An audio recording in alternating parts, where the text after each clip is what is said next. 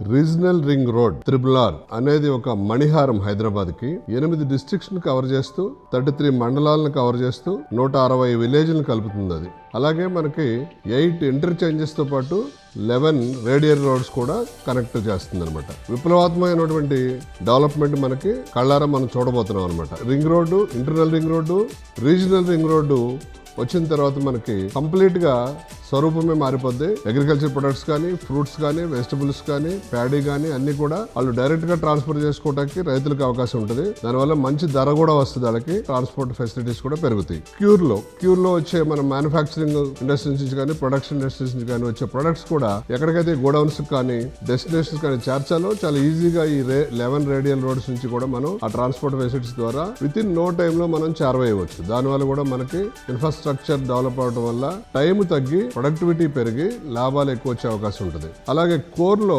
Technology innovation అంతా core లో ఉండటం వల్ల ఎంప్లాయీస్ ఈ కోర్ లో పనిచేసే వాళ్ళు కానీ, ప్యూర్ లో పనిచేసే వాళ్ళు కానీ, రేర్ లో ఈ 3 ఏరియాల్లో పనిచేసే వాళ్ళు కానీ ఈ 11 రేడియల్ రోడ్స్ ఉండటం వల్ల 8 ఇంటర్చేంజెస్ ఉండటం వల్ల వీరందరూ కూడా చాలా ఈజీగా వాళ్ళ నివాసాల నుంచి వాళ్ళ వర్క్ ప్లేస్ లకి త్వరితగతిని చేరుకోవడమే కాకుండా ఎలాంటి అలసట లేకుండా ప్రెజర్ జర్నీ కాకుండా ప్లెజర్ జర్నీ మంచి గ్రోత్ ని సాధించడానికి ఈ రీజనల్ రింగ్ రోడ్ అనేది చాలా బాగా ఉపయోగపడుతుంది. రీజనల్ రింగ్ రోడ్ తో పాటు మనకు రీజనల్ రైలు కూడా వస్తుంది కాబట్టి ప్రపంచ చరిత్రలో ఒక సువర్ణ అవకాశం హైదరాబాద్ ఒక రిమార్కబుల్ అంటే ఒక మంచి పాయింట్ కింద గుర్తించే అవకాశాలు చాలా తొందరలోనే ఉన్నాయి.